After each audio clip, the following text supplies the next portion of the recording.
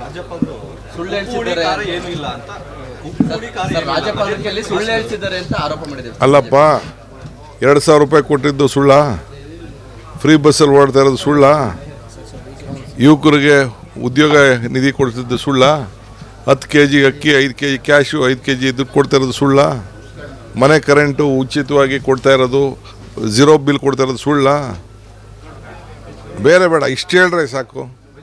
ಈಗ ತಾನೇ ಇಲ್ಲಿ ಹೇಳ್ತಿದ್ರು 3,600 ಕೋಟಿ ರೂಪಾಯಿ ಬಸ್ ಹೆಣ್ಮಕ್ಳಿಗೆ ಬಸ್ಸು ಚಾರ್ಜ್ ಕಟ್ತಾ ಇದ್ದೀವಿ ಅಂತ ಈಗ ರಾಮಲಿಂಗ ಹೇಳ್ತಾರೆ. ಸುಳ್ಳ ಅದು?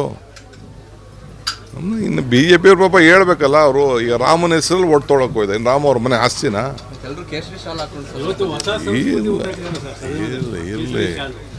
ಇಲ್ಲ ಅವ್ರು ಏನೇನು ಬೇಕೋ ಪಾಪ ಆಡಲಿ. ಅವರೆಲ್ಲ ಬಣ್ಣ ಗಿಣ್ಣ ಹಾಕ್ಕೊಳ್ಳಿ, ಹೊಸ ಬಣ್ಣ ಹಾಕ್ಕೊಳ್ಳಿ. ನಾವೇನು ರಾಮ ನಮ್ಮ ಆಸ್ತಿ ಅಲ್ವಾ? ಹಿಂದೂ ನಮ್ಮ ಧರ್ಮ ಅಲ್ವಾ? ಆಂಜನೇಯ ರಾಮನ ಭಕ್ತ. ನಾವು ಇಲ್ಲಿ ಕಟ್ಟಿಲ್ವ? ಇಲ್ಲಿ ನಾವು ಕೆಂಗಲ್ ಮಂದೇನವ್ರು ಕಟ್ಟಿಸಿಲ್ವಾ? ರಾಜ್ಯಪಾಲರು ಸುಳ್ಳು ಹೇಳ್ತಿದ್ದಾರೆ ಏನೂ ಇಲ್ಲ ಅಂತ ರಾಜ್ಯಪಾಲರಲ್ಲಿ ಸುಳ್ಳು ಹೇಳ್ತಿದ್ದಾರೆ ಅಂತ ಆರೋಪ ಮಾಡಿದ್ದಾರೆ. ಅಲ್ಲಪ್ಪ, 2,000 ರೂಪಾಯಿ ಕೊಟ್ಟಿದ್ದು ಸುಳ್ಳ? ಫ್ರೀ ಬಸ್ಸಲ್ಲಿ ಓಡ್ತಾ ಇರೋದು ಸುಳ್ಳ? ಯುವಕರಿಗೆ ಉದ್ಯೋಗ ನಿಧಿ ಕೊಡ್ತಿದ್ದು ಸುಳ್ಳ? 10 kg ಅಕ್ಕಿ, 5 kg ಕ್ಯಾಶು, 5 kg ದುಡ್ಡು ಕೊಡ್ತಾ ಇರೋದು ಸುಳ್ಳ?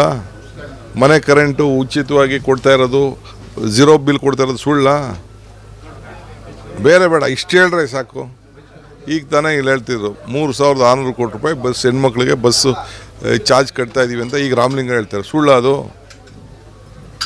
ಇನ್ನು BJP ಅವ್ರ ಪಾಪ ಹೇಳ್ಬೇಕಲ್ಲ. ಅವರು ಈಗ ರಾಮನ ಹೆಸರಲ್ಲಿ ಓಟ್ ತೊಗೊಳಕ್ಕೆ ಹೋಯ್ದೆ. ಇನ್ನು ರಾಮ ಅವ್ರ ಮನೆ ಆಸ್ತಿನ?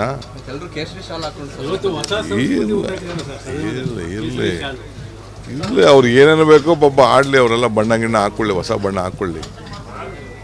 ನಾವೇನು ರಾಮ ನಮ್ಮ ಆಸ್ತಿ ಅಲ್ವಾ? ಹಿಂದೂ ನಮ್ಮ ಧರ್ಮ ಅಲ್ವಾ? ಆಂಜನೇಯ ರಾಮನ ಭಕ್ತ. ನಾವು ಇಲ್ಲಿ ಕಟ್ಟಿಲ್ವ? ಇಲ್ಲಿ ನಾವು ಕೆಂಗಲ್ ಮಂದೇನವ್ರು ಕಟ್ಟಿಸಿಲ್ವಾ?